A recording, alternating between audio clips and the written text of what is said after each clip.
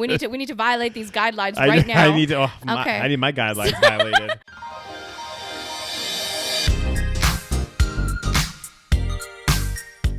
Hi, and welcome to the SaVeg podcast. I'm Rose, also known as Cheap Lazy Vegan on YouTube. And I'm Daniel, one of your favorite guest stars on Cheap Lazy Vegan's YouTube channel. We're two friends who love to talk about the latest trending topics. So get comfortable and join us while we give our SaVeg take on just about everything. You are currently listening to the previous episode of this podcast, but if you would like to listen to this week's episode and get some exclusive content, go over to patreon.com/thesavagepodcast.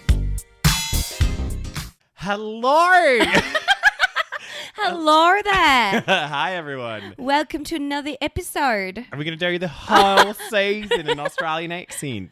Is it Australian or Kiwi? I don't even know at this point, guys. I am like... I'm super hyper. I don't know why you're hyper. He just had a massage. Yeah.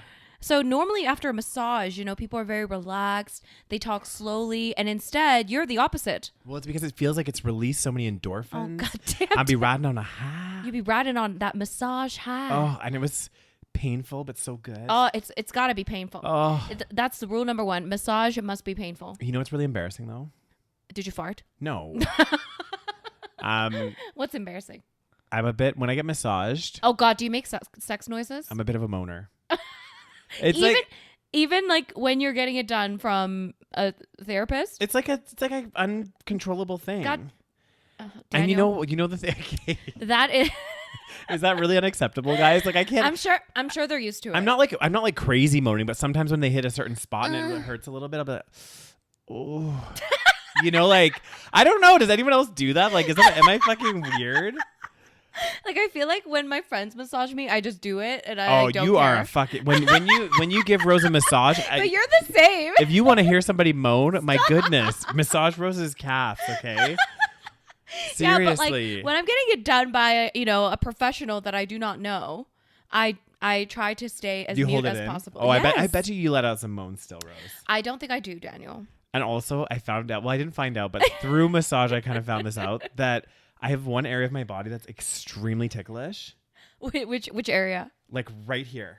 Oh, really? That's interesting. Like right in my... Like not even the armpits, but like your chest. This area, as soon as somebody starts touching it and massaging it... And then you start laughing. I like burst into hysterics. And I was like... and she was like, oh, but your pecs are really tight. Like I'm trying to massage in here. And I was just like started laughing. Oh my God. I was like, you're going to have to just massage other areas because I can't take it. Like I actually... Really? That's a weird place. Is that normal? No, I don't think it is. That's so funny. Because usually people are like ticklish on their sides. That's your little sensitive area, is right it? up here, Rose. Okay. My testicles. Oh my God, why are we so hyper? God damn. God. Oh, I can't remember what I was going to say. Never mind.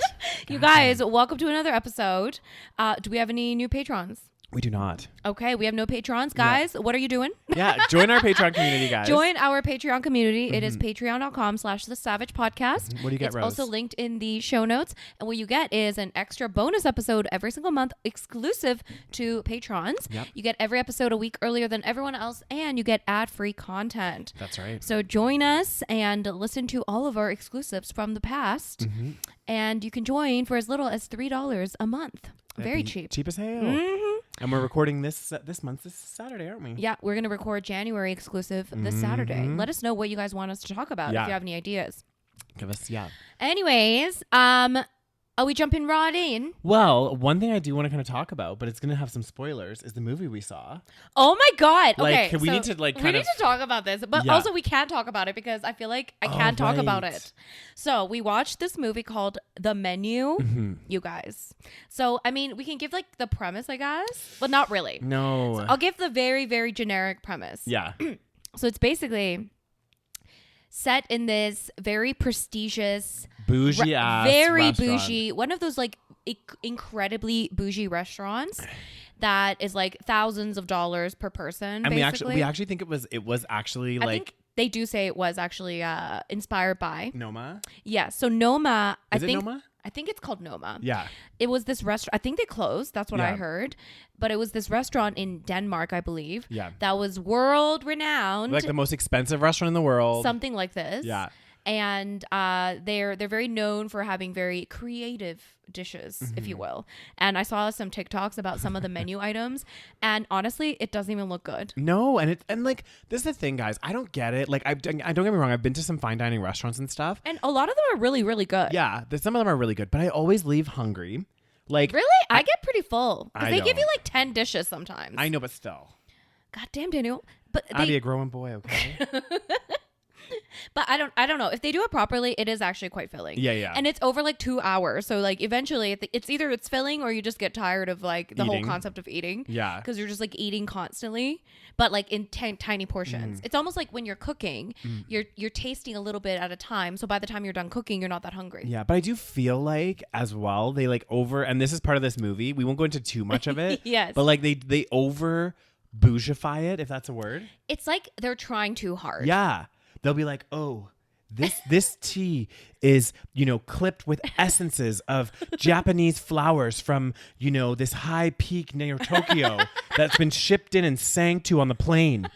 And that's not, and the sugar grains were meticulously formed to look like diamonds before they dissolved into your cup because the essence emphasizes the tea leaves. God damn, Daddy, you should work at a fine dining restaurant. I know, like literally, but this is the kind of bullshit that they're spitting. I know. And shall we talk about, we won't name the restaurant. Yeah. But let's talk about your favorite dish that we got at this fine dining restaurant. Oh my God, guys. we won't say where, we won't say who, we won't say what. Yeah, but we went to a fine dining restaurant. Yeah, and they did like a vegan. Yeah, it was like a vegan fine dining. Yeah. And one of the dishes. Oh my God, one of the dishes, guys. Basically, they brought this dish out, and some of the dishes weren't bad, but there was nothing that blew me away. Yeah. And they brought out this one dish, and I actually like the look of it. It was like this kind of like fancier looking like cucumber salad, basically. I mean, they get A+ for presentation always. Fine dining always gets A+. Exactly. They do meticulously plan it. It's not just thrown on there. It's like meticulously planned. And anyway, they're like the server always like talks you through the dish, right? Sure. So the dish lands on your plate, and they're like, "Oh, this is a salad with essence of these frozen grapes from like I don't know the fucking Himalayas or something that have been shaved ever so slightly to give the fine granulars on the cucumber, along with essence of jade and I don't know just some random." It was like sea cucumber or something. Yeah, sea cucumber with like. It was basically a cucumber salad. Yeah, I couldn't. And the whole time I'm thinking, "Oh, this sounds delicious." Yeah. Essence of this, a little bit of this, and this. And I took a bite, and I was like, "This is like a shitty cucumber salad." That's what I was thinking. I know. I was like, "This just tastes like I'm biting into a cucumber." Literally, like not even a salad, just eating a cucumber. You could make a delicious cucumber salad with very cheap ingredients. Yes, and that tasted not that great. No. So anyway, the menu is kind of, I guess, a part of it is making fun of that kind of culture of people being, these rich people that pay all this money to obsess over these little dishes. And that's all I will say. Yeah. I do like the one dish that he brought up, the no bread one. I know. That one was really funny. I will give him one little spoiler, and it's not going to spoil the movie for you, but he brings out this one dish, and it's, it's a, each piece and each dish is a commentary on today's society. And, it's kind of like, he said that bread was like the food of peasants, and they're not peasants that are in the restaurant. So they don't get bread, And so literally he serves this plate with like 5 little dips, each the size of like a pea. Like tiny, with no bread, and a little note that says, if you were to get bread, it would be this rustic artisanal bread. And people are like, what the fuck? And then the people are just mindlessly eating it, being like, ooh, this is so delicious. Like, I was like, oh my God, and the one girl's like, what the fuck? Like, yeah. You just kind of spoiled it, but okay. It doesn't spoil the movie. I mean, it doesn't spoil the entire movie. It's just that one part. But yes, you spoiled that entire part. It does not spoil the movie. The movie you must see. The movie's still definitely worth seeing. Yeah. It's shocking. We'll leave it at that. Yeah. So if you're a little, anxious of a person, maybe that's a bit of a not so good movie to watch. That's true. I don't know. Yeah. It's a bit of a shocking movie, but it's so good. I was like obsessed. I want to watch it again. I know. I kind of do too. Should we see this playing tonight? No. God damn, Daniel. Anyways, so shall we jump into the stories? God damn, you guys. So we got some crazy ass news. Some of it's updates. Some of its updates? Because this is I guess it's an update, but not really because, yes, it's an update on the entire story. Yeah. But so I don't know if you guys remember. I'm sure everyone will know this at this point. But we talked about it on the podcast. We did. Yeah. But Alec Baldwin has I think he's been charged. I think he's facing criminal charges. It's facing criminal charges for the shooting that happened on the film set. Yeah. Which is called Rust, I guess. I literally didn't even know what the film was called. And because I don't know if you guys remember this story, but it blew up. I think it was last year, where I guess it was 2021. That's so. God damn! What is fucking going on with time? I know, the time is just like flying by. So Alec Baldwin, so I guess 2021. Yeah. Alec Baldwin was on this film set as an actor. If you guys don't know, he's an actor. And I don't know the exact details. I was listening about this today. So what had happened is basically when they have obviously you have a bunch of people in the movie set that are doing different things. Now they had somebody that was actually in charge of the guns. Now what they're supposed to do is they're not supposed to be loaded guns, and they're supposed to be called, I think the term is a cold gun or something like this. So that means that it's not gonna, you can't fire it. There's no bullets. Exactly. So he was given a gun on the set, and he was told it was a cold gun. He was getting ready, and then I guess in the scene, the gun went off and shot the cinematographer who was like filming. Yeah. And she ended up dying. And then she died. Yeah. Which was insane. So basically, I guess what had happened was, in the beginning, right? Everyone's like, well, it's an accident. It's a freak accident. It's an accident. Yeah. Well, obviously, some people were saying, like, why is there negligence on the set? So someone's to blame for sure. Because first of all, why is there bullets? I know this is what I don't understand. I'm like, do they use real guns for something on the set? I think maybe some things that they do, but even then, I feel like they're called blanks. Right. Like, I think it's called the term. No, isn't blank like when there's no bullets? No. I think a blank, it's like a round, but it doesn't it just goes off, but it doesn't. Oh, okay. I don't know. Okay. Anyway, I don't know too much about it, guys. Well, clearly we don't know anything about guns. Yeah. And basically, so someone was at fault, but I think in the beginning, like, nobody was thinking Alec Baldwin would get charged with anything because, we were thinking he's just an actor. He got handed this gun by someone saying, and then apparently he was told, we don't know the entire story, right? Apparently he was told that it was a cold gun. There was no bullets. Yeah. And he also said, which I think a lot of people thought this part was suspicious. They didn't pull the trigger. Exactly. Yeah. Whereas people are like, there's no way it could have gone off if he didn't pull the trigger. So maybe that part was him just being scared that he would get charged because it was an accident, but he didn't want to say he pulled the trigger. Who knows? Or maybe he just like literally doesn't remember pulling the trigger. Yeah.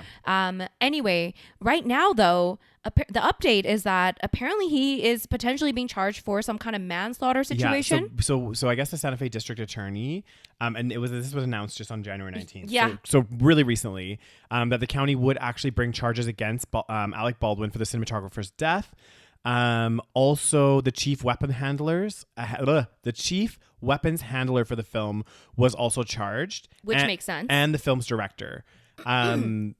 And because, like, again, and I remember when this happened, the chief weapons handler, actually, there was something else that was shady going on with the chief weapons handler. Like, there had been some, like, people fired and new people coming in. Oh, okay. There was like some drama on this scene. Okay. So they're like, and I guess the district attorney was like talking, and she was like, obviously everyone is equal under the law, including A-list actors. Sure. So like, even though Alec Baldwin is an A-list actor, like someone died on set. Like there is someone to blame. Right. And somebody they're going to put charges against, But why do we think Alec Baldwin isn't being charged? So one thing I heard, which I didn't know before, was that he was also one of the producers of the film. So that's what I heard. Yeah. So maybe that's why. Yeah. But because as a producer or director, like you're kind of in charge, right? So like, right. But then it's hard to say because like it's hard. Yeah, I almost like who's to blame here? Is it the gun handler? Is it Alec Baldwin? Is it like the director? Like that's where this gets a little bit convoluted, right? So I don't know. I guess I need to find out more. Let's see. Let's see why Alec Baldwin was charged over Rust shooting, according to Santa Fe.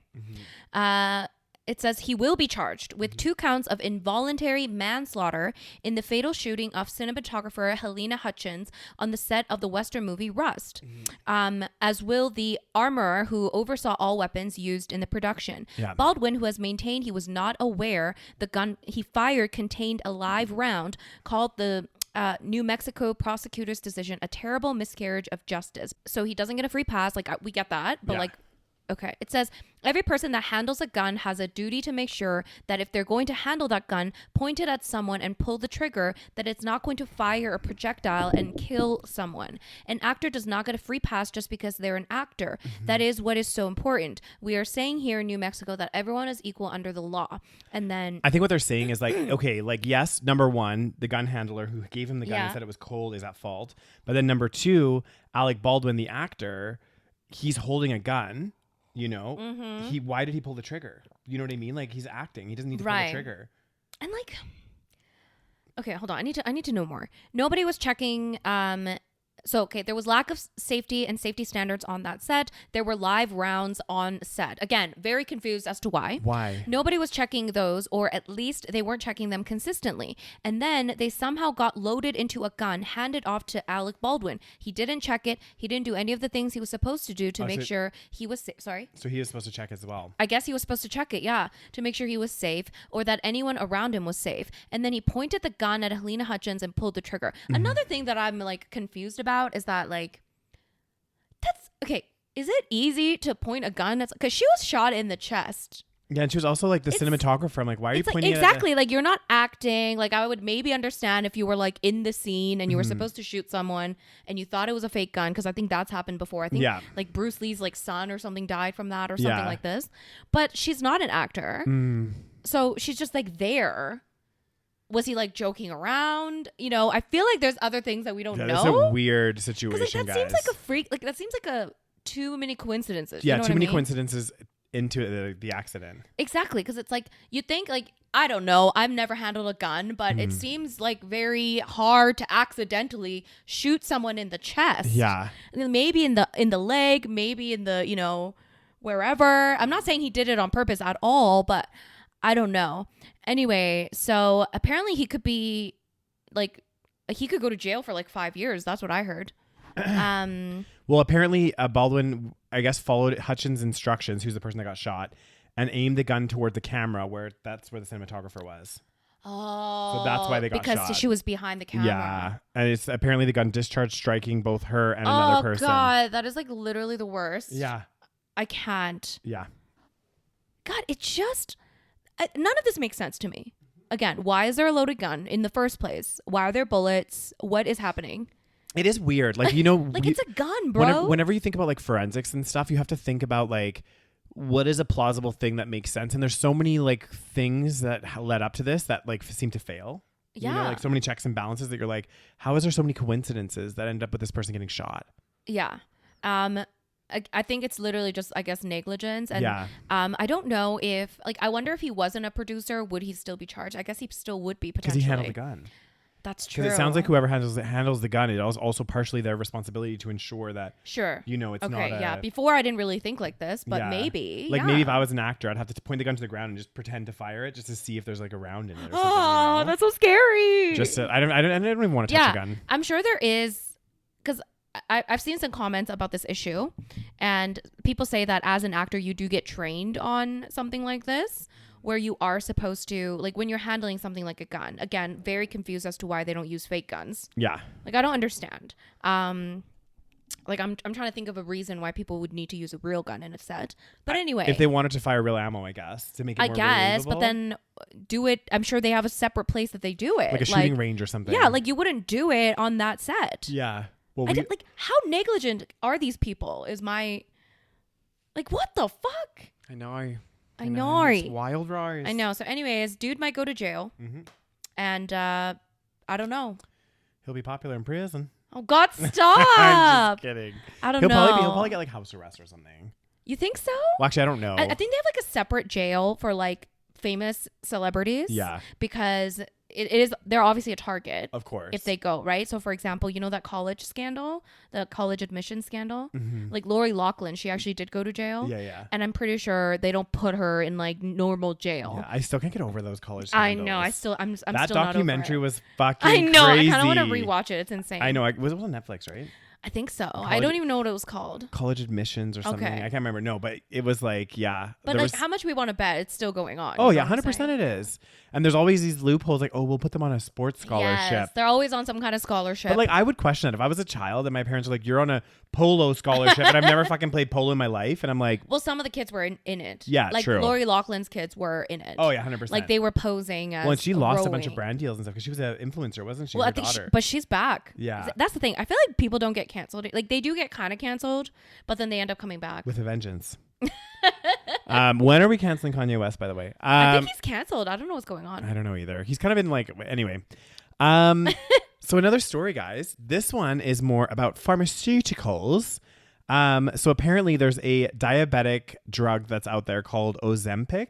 Oh, I didn't know it was diabetic drug. Yeah, so it's for people with diabetes. I thought it was for weight loss. No, but this is the issue. Okay, so, tell me about the issue. What's happened is a lot of people, I guess it's becoming a hot new weight loss fad. Okay. You know, people are like, hey, you know, obviously want to Let's take this diabetes drug and take it away from the diabetic patients. Exactly. So now they're starting to have issues in the US where because so many people are starting to take this as like a weight loss drug. Yeah. They're like running out of medication, and people like that legitimately have diabetes aren't able to get it. Like, or they're starting to run into like. Is this like over the counter? I believe so. Yeah. His doctor put him on Ozempic, which helped him to lose about 20 pounds. So I guess it does work for weight loss. I mean, I think it's supposed to regulate your blood sugar. Mm-hmm. Yeah, it says that. Yeah, because that's what diabetes is, right? It's like your blood sugar is, I don't know, something's wrong with your blood sugar. I don't know anything about it. Yeah.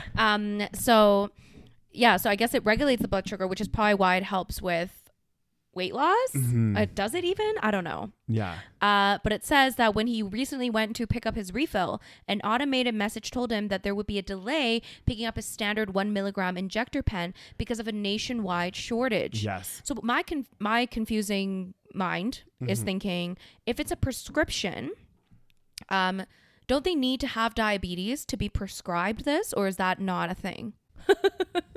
It says nearly 1 in 4 Americans vow to live healthier in 2022, making it the number one New Year's resolution. I mean, it's always the number one New Year's resolution. It is. And 1 in 5 said they wanted to lose weight. Fair. Okay, good.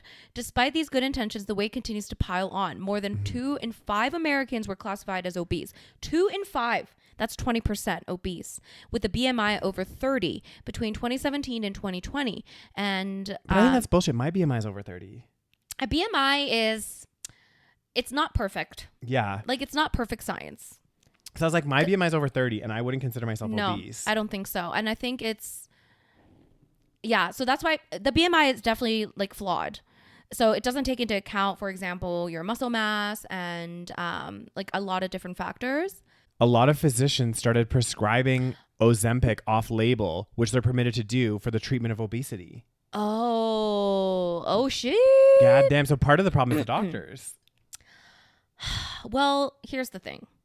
Here's my controversial And opinion. the drug helps people lose on average 10 to 15% of their starting weight.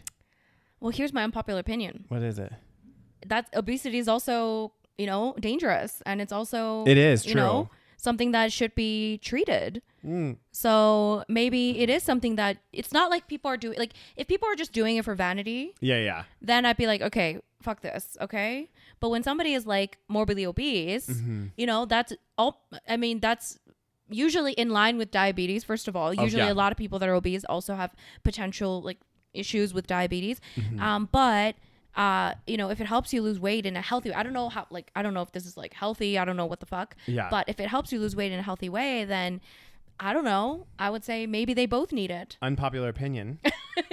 I don't think taking drugs to lose weight is a healthy way to lose weight. Damn, Daniel. But maybe it helps kickstart, Yeah, I mean, it could help kickstart, but what I'm thinking is like anytime you're taking a substance, because like think about people that like yo-yo diet and do all of those things. Sure. Like taking a prescription drug, again, it's not sustainable weight loss. I understand that, but I think some people, maybe they're at a very dangerous weight and they need to immediately get it down before they start to, or maybe they're at a weight where you know, again, I'm just putting out an example. If they're like morbidly obese to the point where they can barely move, and they, you know, take this drug to potentially help them get to a certain weight, and then they can mobility. Exactly, and then they can start adding in. So there are circumstances. I don't think it should be a long-term solution. And I don't think it's something that everyone should be prescribed. And of course, I would prefer, you know, people can lose weight naturally. A lot of people can. Okay, but maybe there's other issues that, you know, are harder to, you know, overcome without the drug to begin with, and then maybe after you add in other things. So I don't know, you know, again, I don't think it's, you know, I don't think most people should be taking it, but I think maybe if you're at a very serious level, I don't know. Well, that's an interesting opinion, Rose. You don't agree? I don't know. I don't know. It just like, it's again, obesity is such a complex like subject. Yeah. As well. And if it was easy to do it on your own, I think obesity, again, it is a very complicated subject because there's a lot of underlying issues with it, right? A lot of people have these, maybe they have all these like, a lot of people have trauma from like childhood. Well, think of that movie we watched. What was it? The Whale. Oh, goddamn. Yes, exactly. So a lot of people, when, you know, they're obese, there's a lot of reasons, right? Like, you know, they've gone through trauma and then they develop maybe binge eating disorder, and it's very hard to overcome it without maybe a little bit of, you know, a little bit of drugs. Okay. I think even just like, cause I don't know if we talked about The Whale on here. Oh yeah. So we watched The Whale, which is a movie with Brendan Fraser, who made his comeback in a movie called The Whale. Yes. It's a controversial movie though. It is, yeah. Have you seen some of the reviews? I haven't seen the reviews on it. No. Really? Oh my god! So I don't usually read reviews. Really? You're like obsessed with reading reviews. So what I like to do, before I watch the movie, I very rarely look at reviews. I don't even look at the trailer. Because I think so many trailers, they just give away the entire movie. Yeah, it's like a trailer supposed to just be a preview, I know, but not give you the whole fucking plot. I know, and so many movies do that. Like you'd be surprised. So I try to avoid watching trailers until I watch a movie. I like to be surprised. So. And I also like try to avoid reviews because I try to look at it from an unbiased perspective. But then after I watch a movie, if I really liked it or if I really hated it, exactly, I'm like, I need to know. So I Google it like after, and I like look at all the reviews. And The Whale was interesting because, well, I had heard a little bit of people talking about it. A lot of people in the body positivity movement did not like it. Yeah. Because they were like, they're portraying obesity to be, you know, like horrible, which I mean, come on. Guys, I mean, like, I mean, obviously, we're talking about in The Whale. He's like 700 pounds. Like, he's morbidly obese, guys. Like he to the point where he cannot move. He's not breathing properly. Like, again, we talked about this before, and it's not about like I'm not trying to not be body positive to somebody. Like, I think everyone should feel good about themselves at any weight. But the reality is, and The Whale emphasized this reality: if you are morbidly obese. Oh my god, I'd be amazed. God damn, Rose, I'd be spilling. You all wet. Daniel? I should cut that part out, shouldn't I? You can leave it in. Daniel. But that's the first time you ever said that.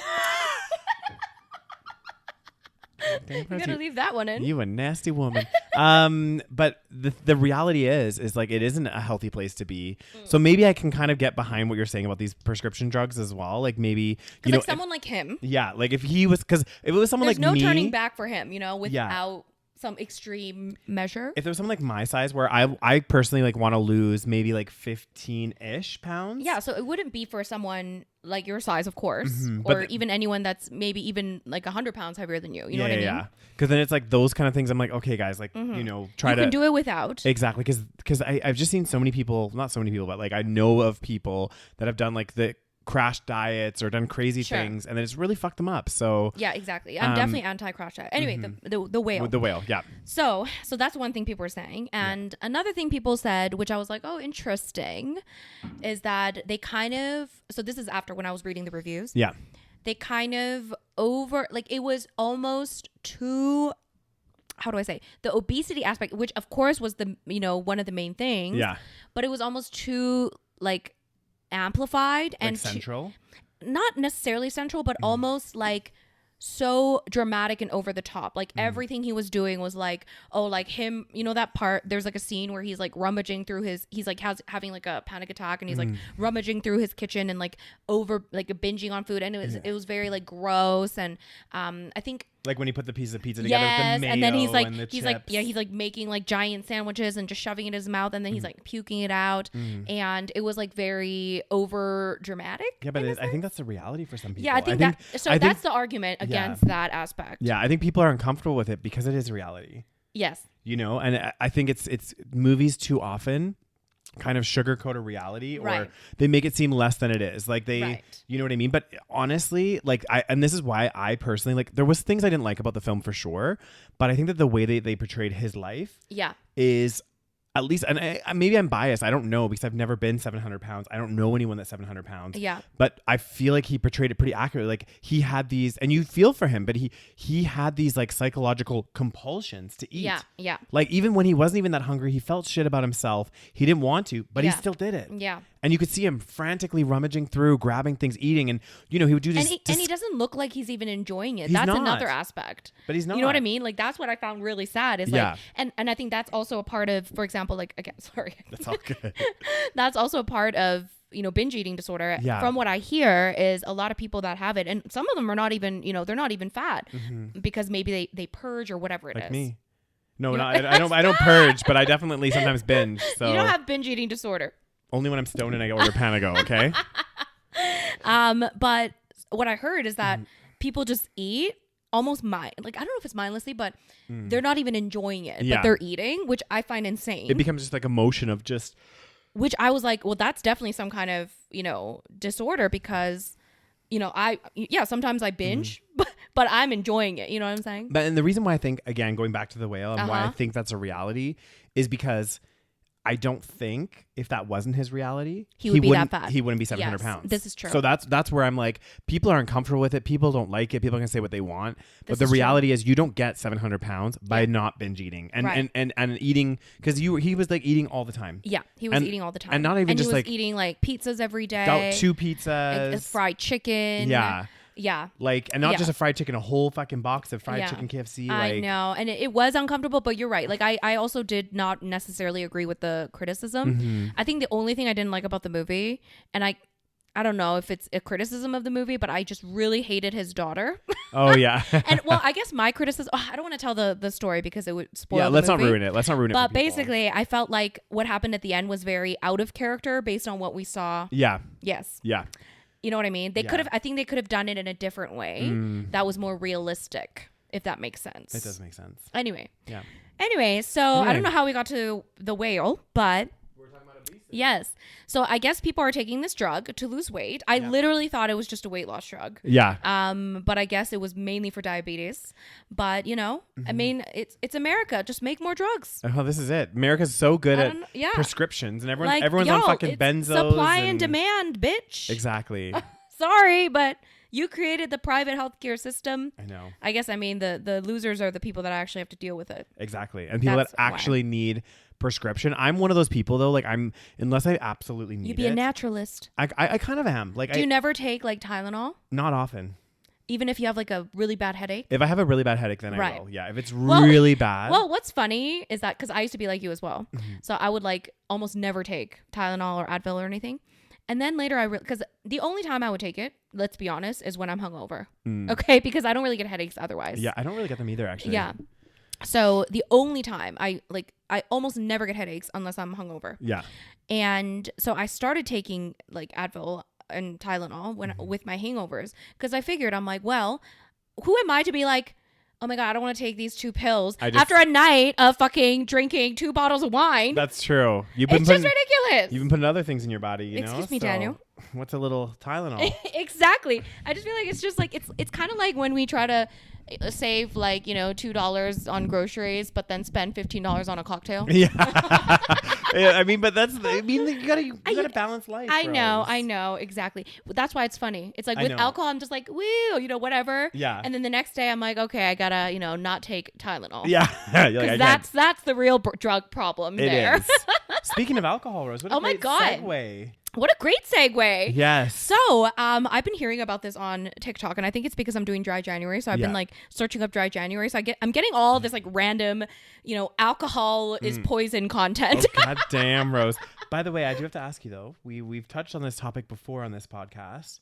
And I want to know if you've been being true to yourself, Rose. I have been, Daniel. Have you been giving yourself that hour limit on TikTok?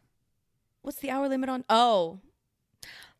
You're only allowed an hour a day, and that includes your posting of what you're Daniel, that's rude, though, because, the posting takes a while sometimes. I may have extended the limit by 15 minutes a few times.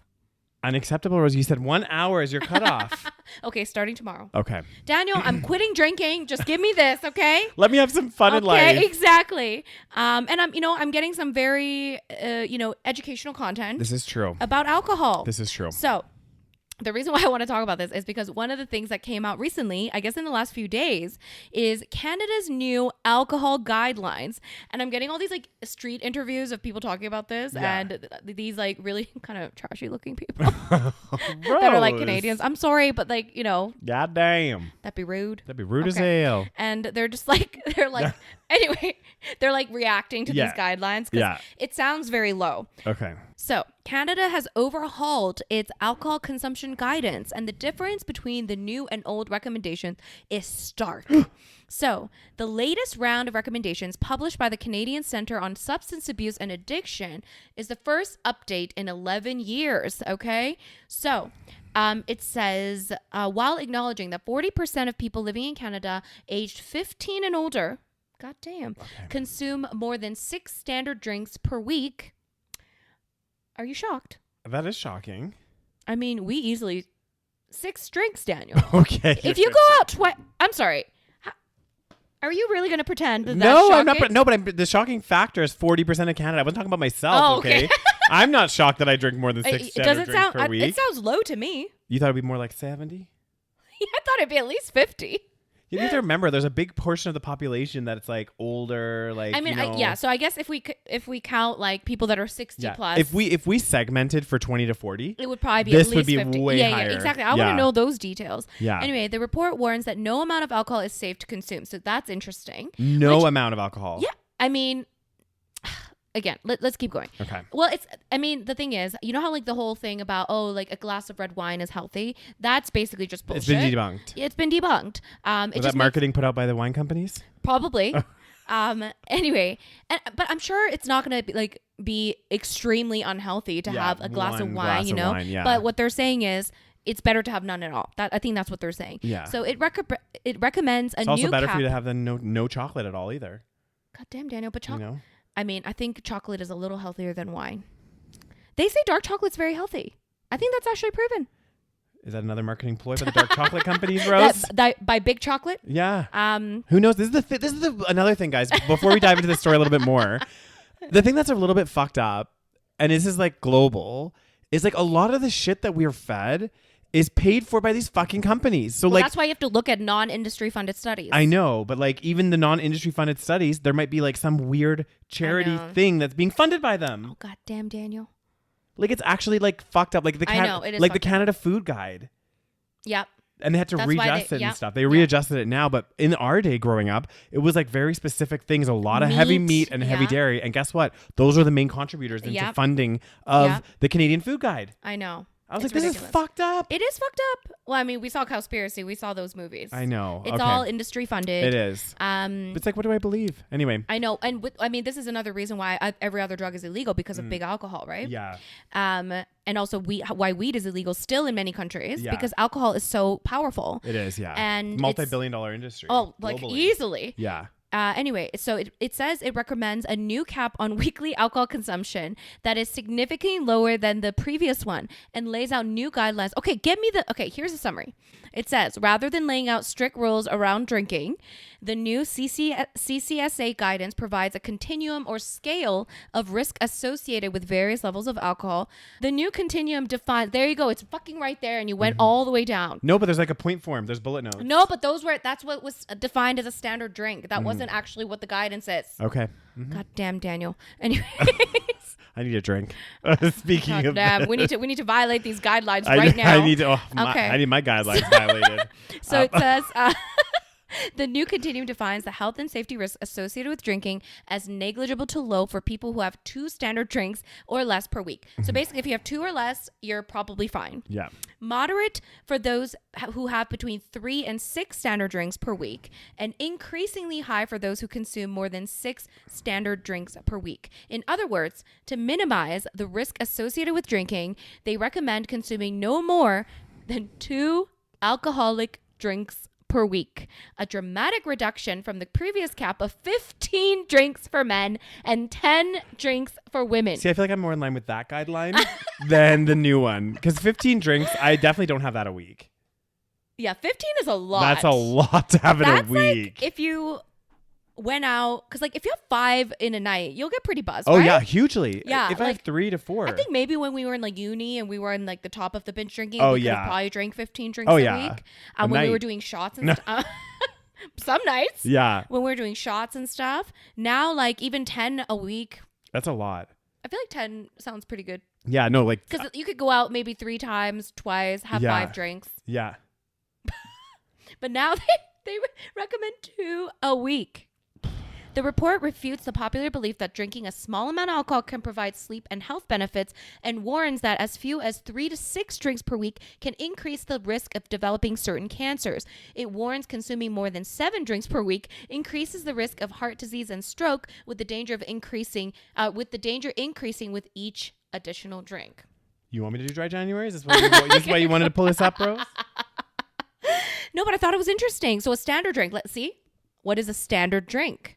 What is a standard drink? It says a 12-ounce bottle of 5% alcohol beer. Okay, fair. Yep. 5-ounce glass of 12% alcohol wine. 5 ounces is a small fucking glass. That's really small because normally there are 8 ounces in a restaurant, aren't they? A 1.5-ounce shot glass of 40% alcohol spirits. So 2 of those and you're basically finished. That's all for a week. Per week. It's kind of insane. Well, I don't know if it's insane. I mean, this might be the reality. I mean, it is the reality. Yeah. I do want to know how much, I'm sure it says in the report, how much does it increase? Like, for example, let's say you have that moderate amount. Is it like super fucking dangerous? And also, does it count for other factors? I'm sure it does, right? Obviously, if you like smoke and drink and eat like shit. Oh, yeah. You know? It will be a, what do they call it? Compounding. Compounding factors. Yeah. Exactly. So, I mean, a part of me is like, is this fear mongering? But a part of me is also like, you know what? Maybe we need to know this. 2 seems really low. It is low, but I think they're being realistic. Yeah, but I also feel like 2 is, but again, I'm just like, not even just going out. It's just like if I have a glass of wine like with a dinner one night, another night, 2 days later, I have a glass of wine with dinner. And then the last night I have another glass of wine. I'm already over the limit by 1 glass. Mm-hmm. But I feel like 3 glasses of wine a week. I know, that's so little. Not a big deal. I mean, a bottle of wine, you split it between 2 people, and that's at least 2 glasses, if not a little bit more. Well, no, that would technically be 1. Well, actually, no, it'd be according more to these, 5 ounces, and right. a bottle of wine is what, 27? Mm-hmm. No, I don't think it's. I think it's 27. Oh god damn. I think so, around there.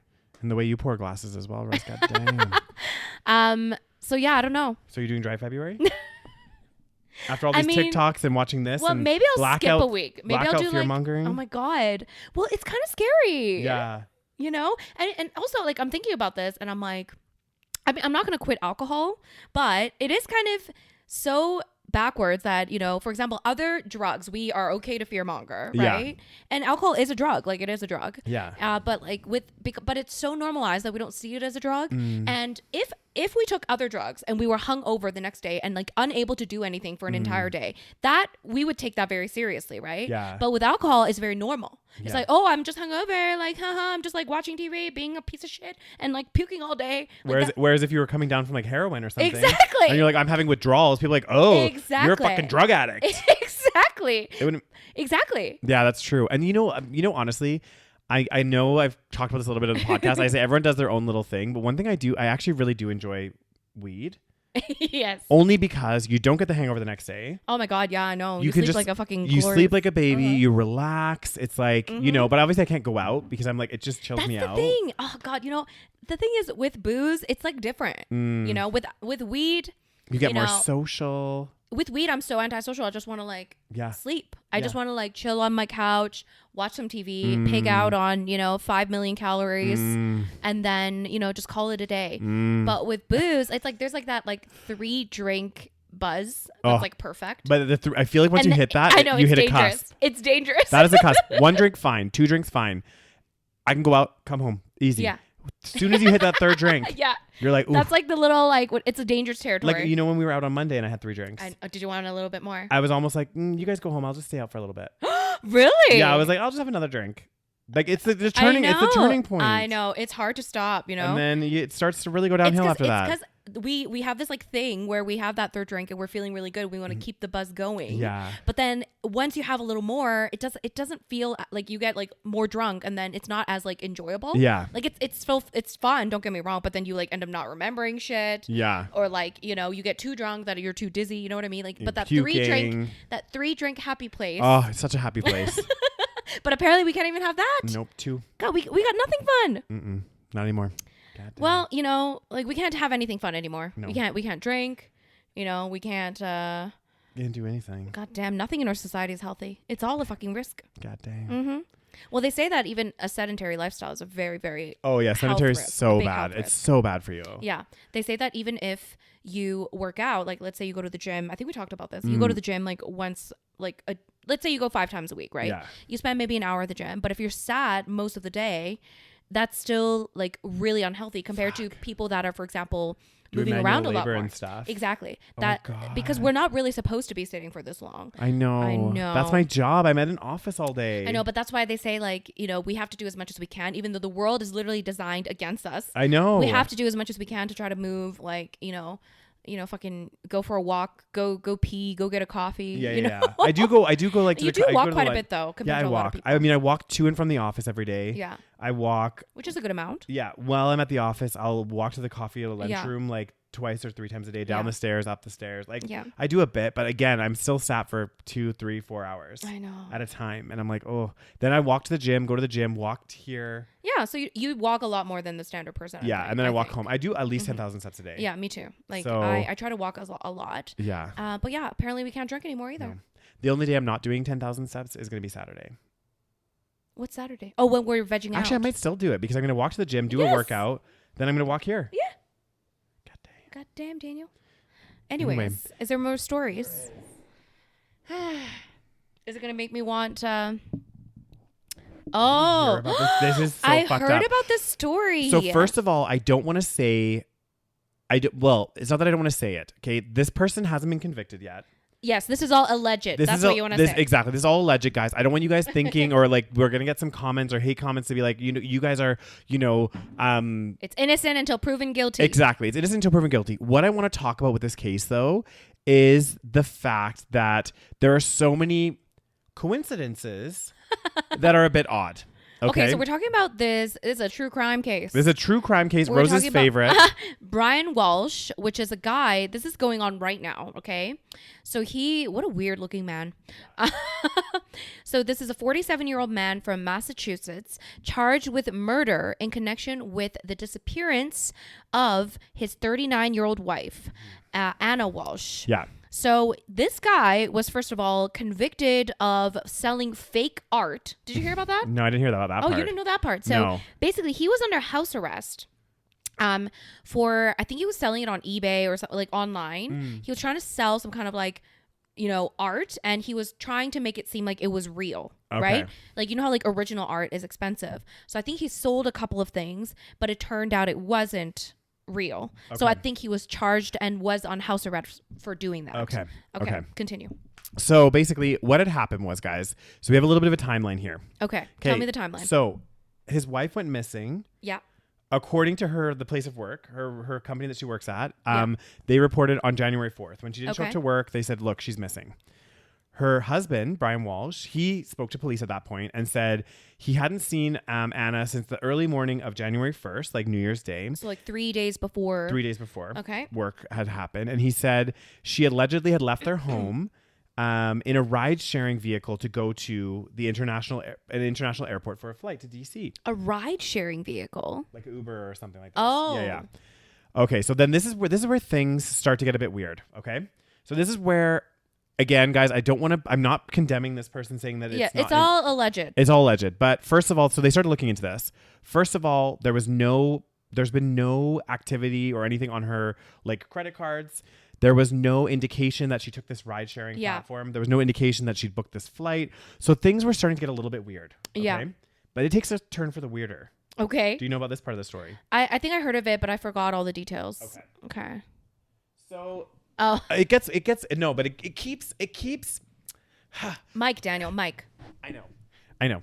It keeps oh God, why does this feel so short now all of a sudden? Okay, goddamn. It keeps getting weirder. So as this is going on, they also obviously are investigating what's his name again? Mike, is it? Brian. Why do I think Mike? So they found video surveillance of him buying $450 worth of cleaning supplies at Home Depot on January 2nd, the day after his wife was last seen. If that evidence is damning. I know. It gets even weirder. So he also didn't tell police about this, and it was a little bit weird. He bought like mops, buckets, all these other items. Yeah. So I'm like, okay, this is looking weird, right? Like, it's looking very suspicious. It's looking suspicious because if you think about it like this. Like, I have cleaning supplies at my house, and the only time I would buy that amount of cleaning supplies is if I had just moved to another house. You know, like I was gonna say is if you killed someone and you need to yeah, or that. But like, or for example, I had like, you know, I had moved, so I need to buy a ton of new cleaning stuff. Yeah, like you don't typically go to Safeway to buy $450 worth. You buy like one. That's a lot. That is a fucking especially in the U.S. because you know cleaning supplies are cheaper there. Is it? Yeah. Oh, that's a random fact that I didn't know. Okay. So anyways, and then it says that security footage later obtained appeared to show him inside a juice bar, blah, blah, blah. Chilling. And then when he was in the juice bar, he was like very like chill. Like he just seemed very like nonchalant and just like. They apparently found a broken knife and blood in the basement of the couple's home. Yeah. So, and then they also found a hacksaw and a blood covered rug that were found at a transfer station somewhere in Massachusetts, about 20 miles away from their home. And then he was arrested and was being held on a $500,000 bond on the charge of misleading investigators. Oh, so not even.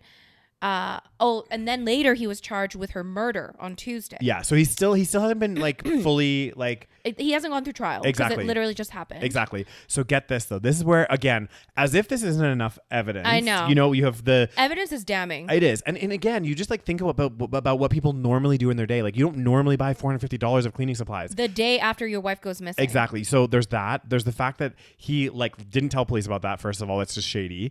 And then also the fact that he said, oh, she did this ride sharing. She was taking this flight. Yeah. No records of any of this. Yeah. She's not actually reported missing until she doesn't show up for work. Right. Right. So that's another suspicious exactly. Because it's like if she didn't take the flight, like her husband would have reported her missing. But she didn't. And then it gets even better. Yeah. Because then. Oh, I remember this. They I guess that as part of the investigation, they've obtained his son's iPad. Right. So not his iPad, but his son's iPad. And on his son's iPad... there was Google searches. Yeah. As in the best way to get rid of a body. Yeah. I think there was like Google search like how to get rid of the smell of a body, how long before it starts to smell, all this stuff. Now, playing devil's advocate, right? I'm going to play devil's advocate for just a second. Not devil's advocate, but like... it is devil's advocate. Kind of. But like, okay, you have all this stuff. So it's looking not great. Okay. Just with regards to the iPad and Google search. Now... Not that I search this stuff, but if I had just watched like a true crime series, I might Google some random shit. Like you know they'll tell you some facts like, oh, if a body falls into the ocean, this is how long it takes to decompose. Yeah. So you might like Google it. Do you know what I mean? Like randomly. So maybe like that's what he was doing, but it seems so weird. No. If it happened in a random time when his wife wasn't missing. Okay, let me read some of these fucking searches. Oh my God. How long before a body starts to smell? How to stop a body from decomposing? How to embalm a body? 10 ways to dispose of a dead body if you really need to. How long for someone to be missing to inherit? What does formaldehyde do? How long does DNA last? Can identification be made on partial remains? The best ways to dispose of a body. How to clean blood from wooden floor. What happens when you put body parts in ammonia? Hacksaw best tool to dismember. How can you be charged with murder without a body? Or can you be charged with murder without a body? I mean, this guy's the dumbest murderer I've ever seen. This is excessive. Like, I'm just alleged. We'll see what happens, guys. We'll see what happens in the investigation. Are you the dumbest? Because I'm sorry, you kill your wife allegedly. Mm-hmm. Okay, allegedly, and then you decide, first of all, the next day to go and buy cleaning supplies. Yep. And did you not know that people can see you? Don't you know that there's security cameras? Everything is tracked these days, guys. Exactly. Like, if you at least cover yourself up. Again, I'm not saying kill your wife. I'm just saying, like, fucking hell. Yeah. And then you start Googling shit. Sure, like, it's not on your iPad, but it's like someone very close to you. Exactly. And an iPad that you have access to. And like, and you make up some random story about her taking a flight. People can track. I know. It's so stupid. Like, it's just like, there's so many things, guys, in this that are like. And he has a history of like abuse. I heard. It's so sad. God, like, how do you kill someone? Like, let alone your wife. I know. But they always say. Exactly. And the spouse is like always the number one person to do it. And if you most people know this fact. Mm-hmm. And again, if you knew this fact, like, oh God, if you're going to be a fucking murderer, at least be a smart one. Jesus fucking Christ. I think a lot of this becomes crimes of passion, and people just like are in the moment and then they freak out. But again, like, not that that's any excuse. I know, but it's not that it's normal. It's like not like I'm, a crime of passion. Like I'm getting so frustrated with Rose, that I'm just like, God damn, Daniel. Be careful. I'll be haunting you. Oh, God damn. I got a whole internet community. Oh, God damn. They'll figure it out. Yes. Especially after this podcast.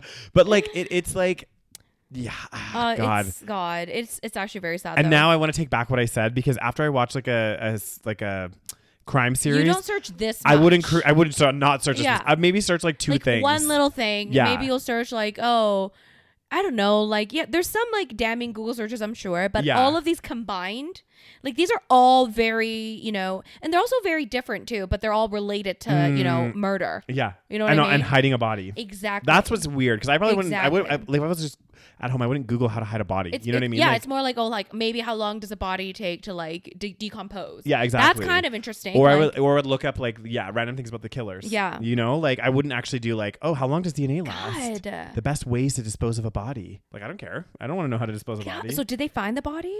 I don't know. I don't think they have yet. Oh, it's so sad. Just like, it's also so scary that someone could just like kill you. I know. Like, Apparently, there was another search query that also drew interest to investigators. What's the best date to divorce? Okay, well then why don't you get a just fucking divorce? I know. This is what I don't get. God, these people. It's because get a divorce. I think it's because people like get angry. Well, and they feel trapped, right? Like, especially if they like have kids and like all this other stuff. I'm sorry. What's more trapping, a divorce or a jail cell? I know. Like, what the fuck? I don't get it. And also, if you're gonna be this dumb, you're gonna get caught. Are you actually serious? Like, seriously, all these people. I'm like, do you really think you're gonna get away with this? It's crazy. It's like, I know it's like.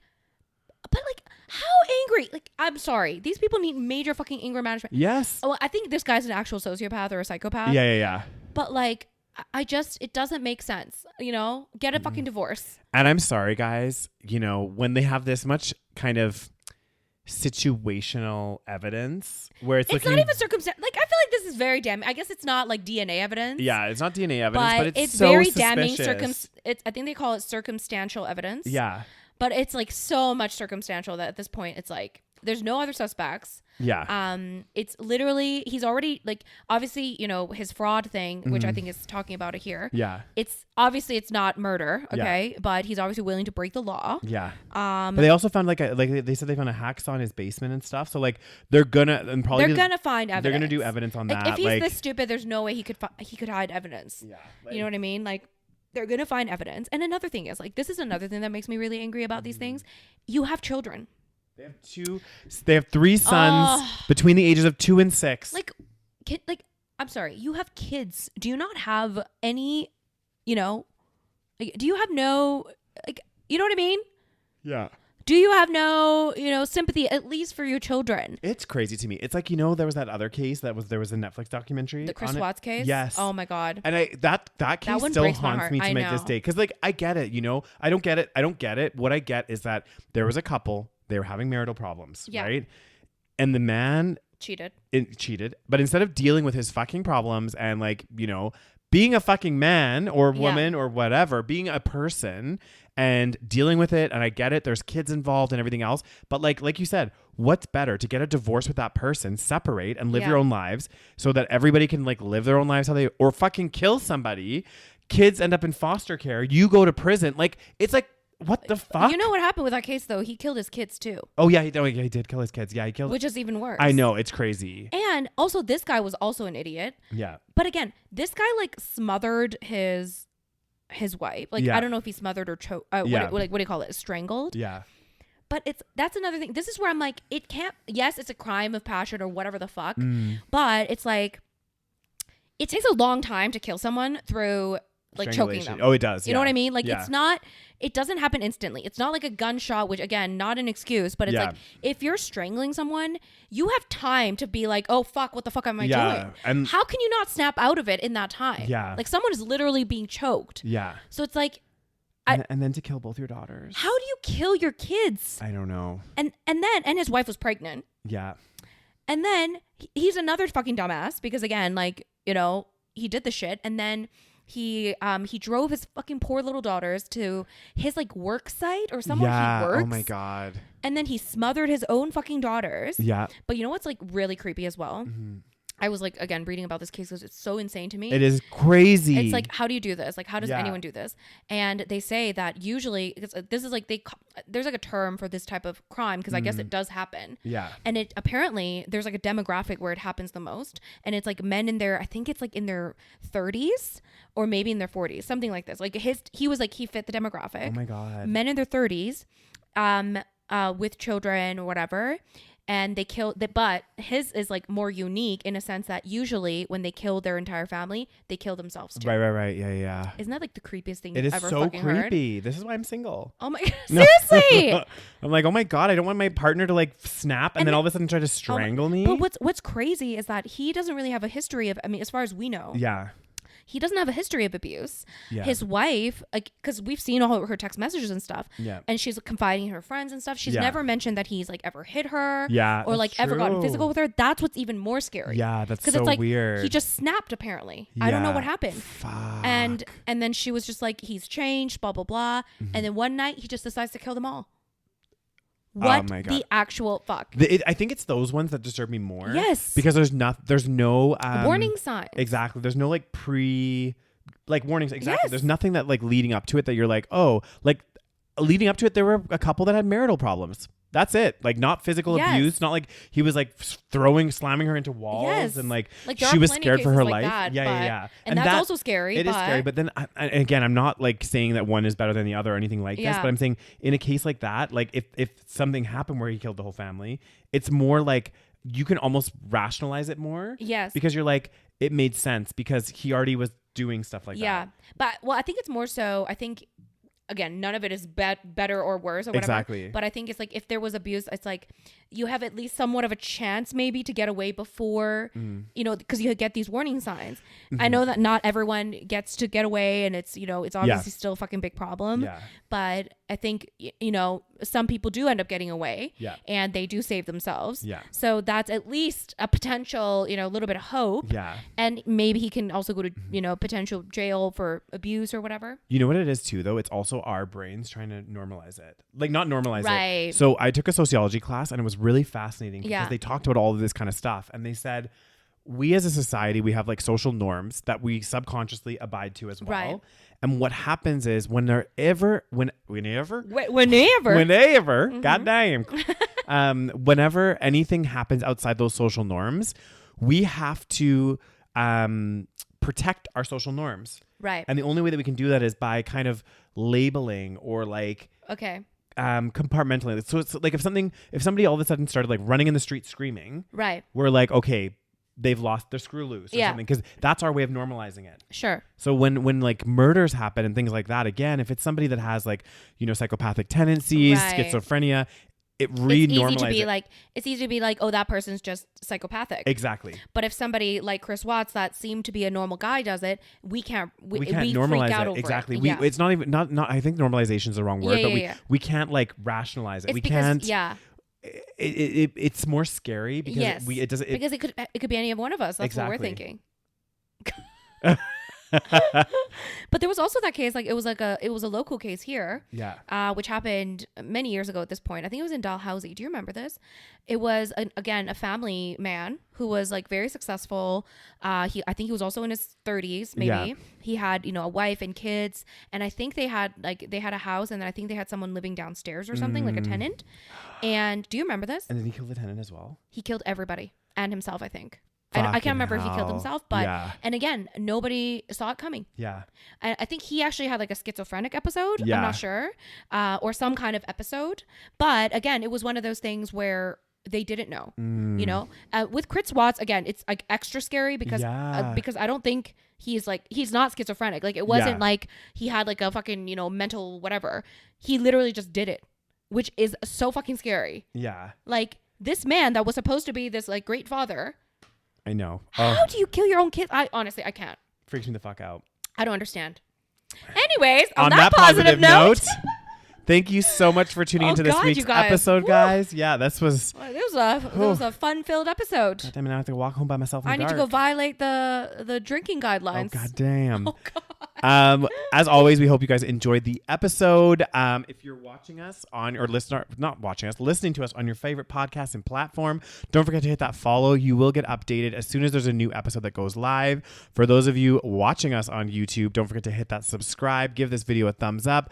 Leave some comments in the comment section below. And also, if you haven't already, of course, check out our Patreon page, patreon.com/thesavagepodcast. Loads of exclusive content on there, guys. You get the episodes a week early and everything is ad-free. Yeah. And membership starts as little as $3 a month. Yeah. Thank you so much for listening, guys. And we'll talk to you next week. Bye.